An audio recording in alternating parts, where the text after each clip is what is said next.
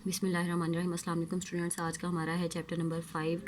हम स्टार्ट कर रहे हैं। साथ में हमारा चैप्टर नंबर 5 जो है उसका नेम है ग्रेविटेशन। तो ग्रेविटेशन आपको सबसे पहले इसके नेम का मीनिंग पता होना चाहिए। तो ये ज़मीन की कशिश की क़ुव्वत है जिसे कशिश सकल भी कहते हैं। उर्दू में इसे कशिश सकल भी कहते हैं, यानी ज़मीन की मकनातीसी क़ुव्वत या ज़मीन की वो क़ुव्वत जिसकी वजह से बॉडी जो है टुवर्ड द अर्थ ज़मीन की तरफ अट्रैक्ट होती है। इस चैप्टर में हमने मेजर कॉन्सेप्ट जो हैं वो देखते हैं कि लॉ ऑफ ग्रेविटेशन है हमारे पास, कि यूनिवर्सल लॉ ऑफ ग्रेविटेशन किसने पेश किया था या उसका मकसद क्या था या वो क्यों ड्राइव किया गया था। और इसमें हमारे पास ग्रेविटेशनल फोर्स जो है वो F=G m1m2/d² आता है। फर्दर इसके डेरिवेशन में देखते हैं कि ये सारी चीज़ें कौन कौन सी हैं।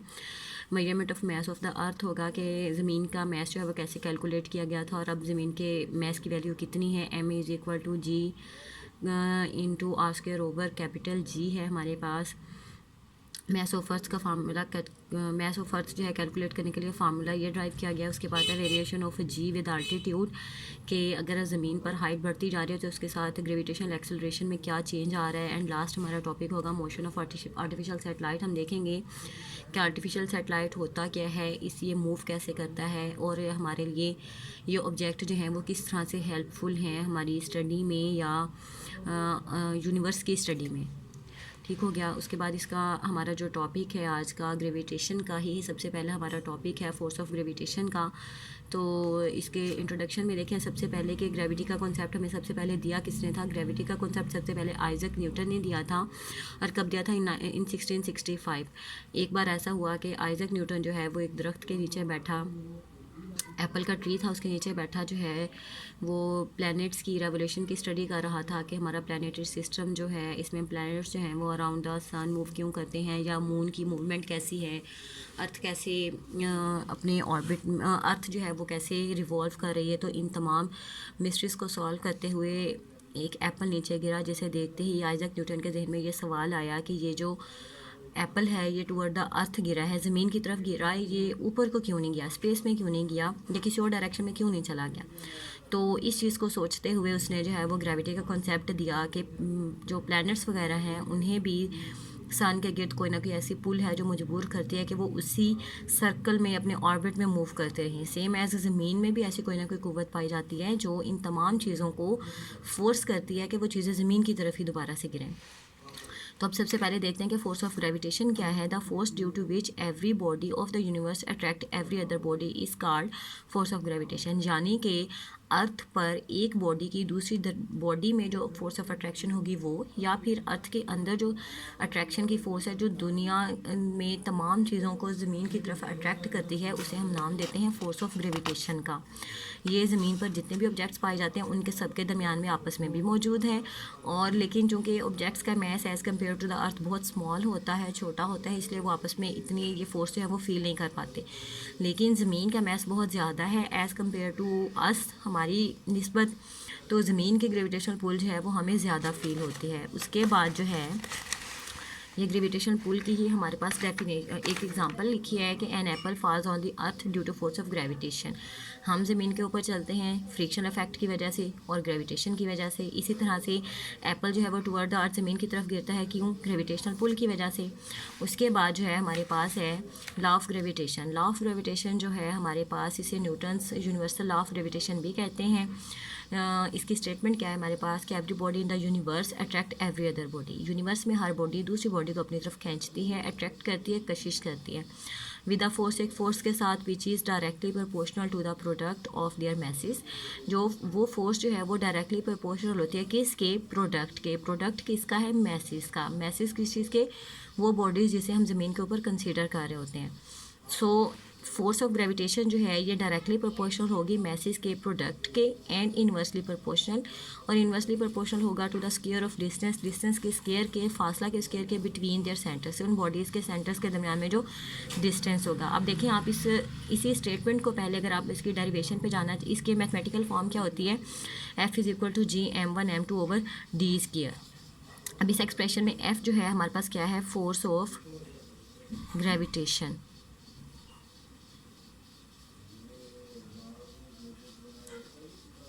उसके बाद m1 और m2 क्या है हमारे पास? मैसेज हैं। दो बॉडीज़ जिनको हम कंसीडर करेंगे। जी जो है ये ग्रेविटेशनल कांस्टेंट है,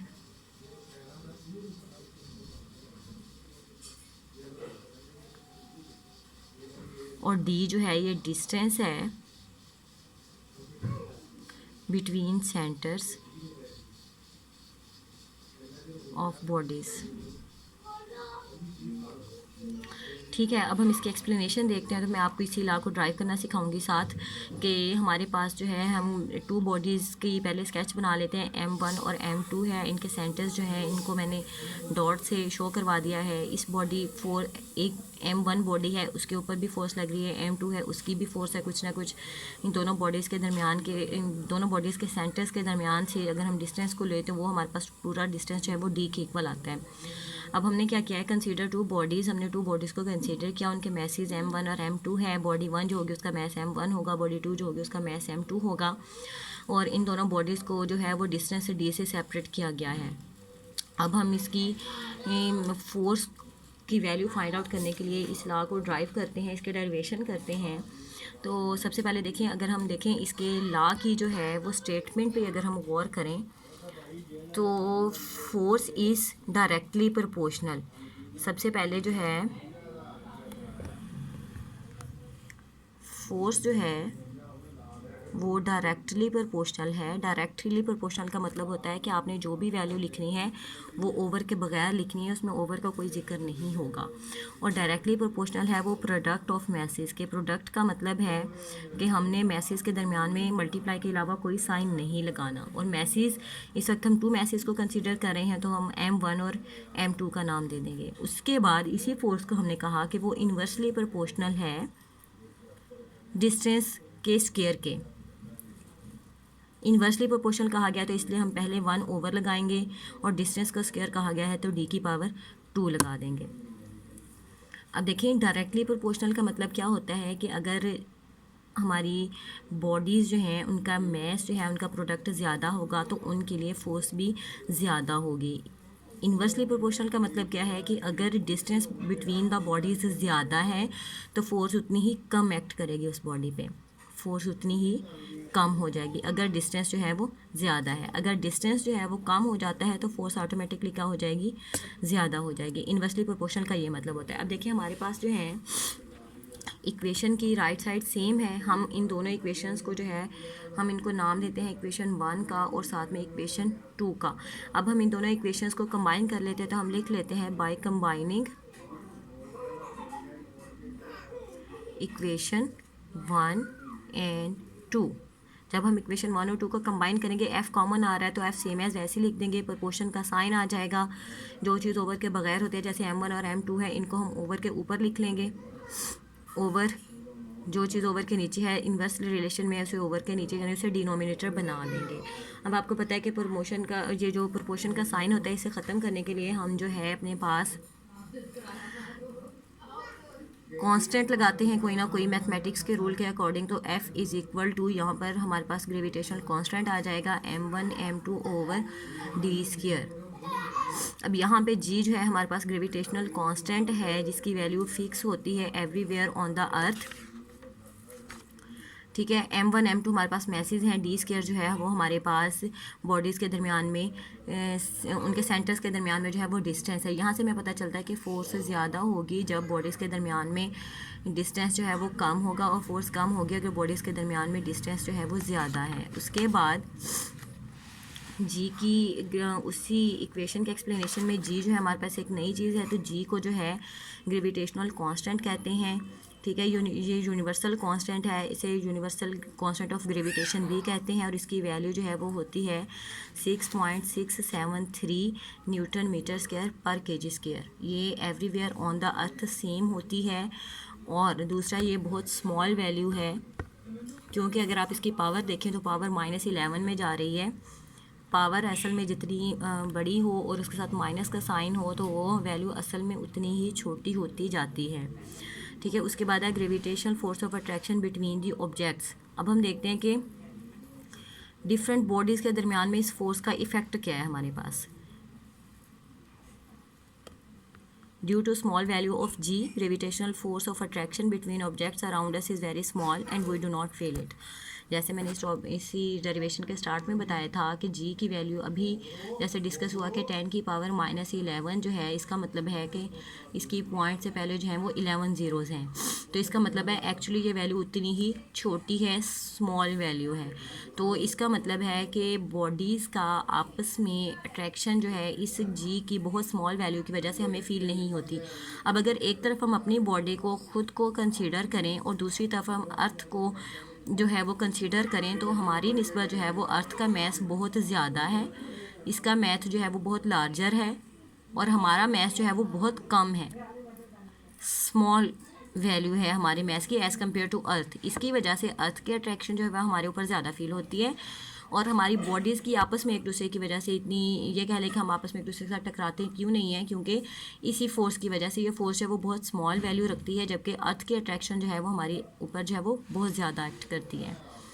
एंड लास्ट पे है हमारे पास force of the earth attract nearby objects with large force because its mass is very large. यही चीज़ जो मैं अभी आपको बता के हटी हूँ कि ज़मीन का मैस बहुत ज़्यादा है, इस वजह से इसकी अट्रैक्शन जो है वो ज़्यादा होती है।